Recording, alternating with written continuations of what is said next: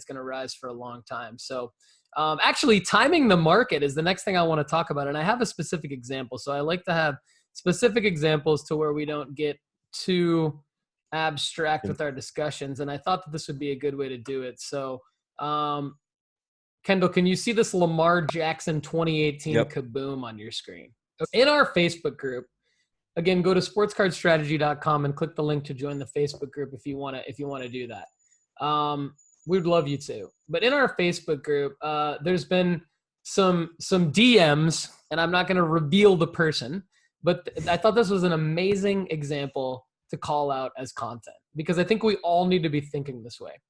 But there are two people that I know that are trying to make a deal with each other. I don't think the deal's going to happen. And the reason why is because one of them owns this 2018 Panini Rewards Kaboom Lamar Jackson rookie, which is an amazing card to own right now, I believe, because he's in our top 20. And I think Lamar is going to have a season full of markers that are going to drive his value up steadily throughout the year. And then I don't know what the Ravens are going to do in the playoffs, but I think they're going to make the playoffs, and I think that Lamar is going to be competitive. So as long as he stays healthy, like, there's absolutely no reason why Lamar Jackson's cards won't really increase in value in the 2022 NFL season. So I think this is an amazing type of card. Like, if I could own any card right now and hold it till at least September and see what happens in September with the hype around the NFL season, and then maybe sell it, like, this would be the card.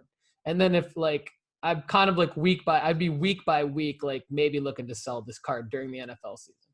Anyway, the last sale of this card raw was back in January of 2022, and it went for $850. Now, the seller, for all of their personal reasons, which I think, unfortunately, like, personal reasons come into this more often than they should. And I don't want to criticize that because everyone's situation is different, but I think we do need to think about this, like, a little bit unemotionally as investors and say, like, even though I might need the money now, if I can figure out a way to wait until the better time to sell this card, I can monetize it more. So that basically what's happening is the seller wants $1,200 for this card raw. Now, the last time it sold for anywhere close to $1,200 was, like I said, last September at the beginning of the NFL season, literally September 8th, 2021, it sold for basically just under $1,200. So the buyer only wants to pay $800 for it. So there's a huge discrepancy. There's a $400 discrepancy between the buyer and the seller. The seller asked me, DM me, and said, what should I do? And I literally came back and I said, wait until September, because you are holding an amazing card. If you can at all wait until September, you can get your $1,200 for this card. And so, I don't know what the seller is going to do. Maybe more, but actually.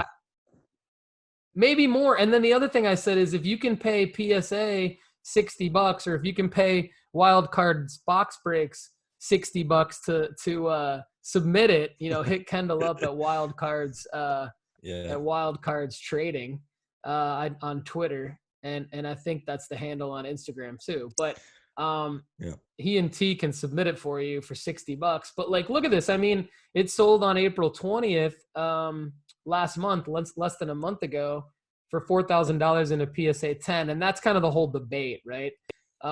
Is, like, the condition of the card. I mean, it sold for $1,225 in a PSA 9. So if you're holding a Kaboom, and, like, 2 days ago, so, like, if you're holding a Lamar Jackson Kaboom and you think it's a 10, which means at worst it should be a 9, and you can't get the $1,200 that you need right now, you can only get $800.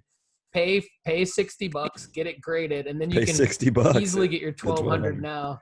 Pay $60, get $1,200, and I just think, or even better yet, do both. Have it graded now, and then wait until September or October.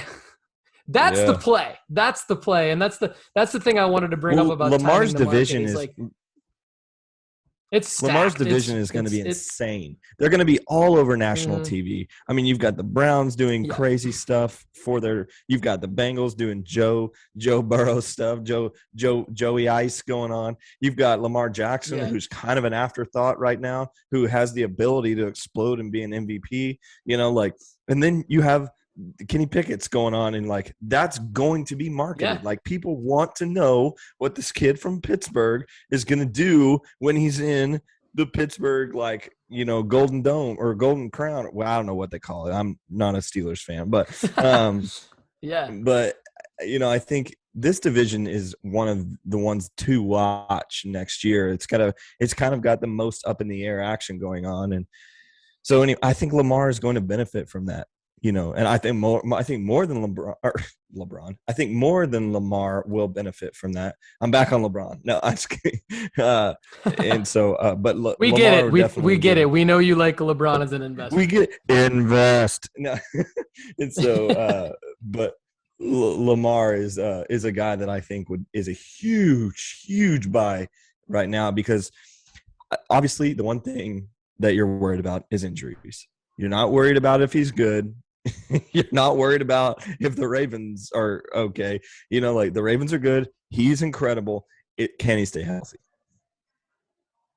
Yeah, that's a big thing. And that's kind of why I'm mentioning September, because I think what's going to happen is like the dude's going to light up the stat column in September. And like, he's going to be the number one fantasy QB after 4 weeks. He's going to be everyone, you know, he's going to be all over Sports Center. And the Ravens are going to be 4-0, and you sell the dude, or 1-0, you know, whatever. And you sell the dude, and you cash out on Lamar. But I think that's why Lamar is in our top 20 right now for that reason, because he's low.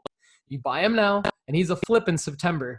People, like, he's not a long-term investment. I'm not pretending he's the Giannis of the NFL. That doesn't exist. Like, they're different. And so they're on the investment report for different reasons. And I'm thankful to the questions from the Facebook group, because I think that this was it's hard to talk about like arbitrarily timing the market, but when somebody gives you like a perfect example of what you're trying to articulate, like this was it for me. It was like, we have to talk about this on the show, because we're literally like, if you can wait 4 months, you know, you already have the card. Like I'm going to the National, and like, I know that like, if I could buy this card for $850 or $900 at the National in condition that I think could get a 9 or a 10, I'm going to do that. And then I'm going to have it graded, and I'm going to sell it in September. Like more clear than any other play I could possibly make. And so if you're listening, the person who owns this card, I beg of you to do that. And I think you will be thanking me in September if you can afford it in your life right now. So that's my take on that. I like it. I like the take. I think all right, let's switch. I think he's going to be worth more than $1,200 in September. So,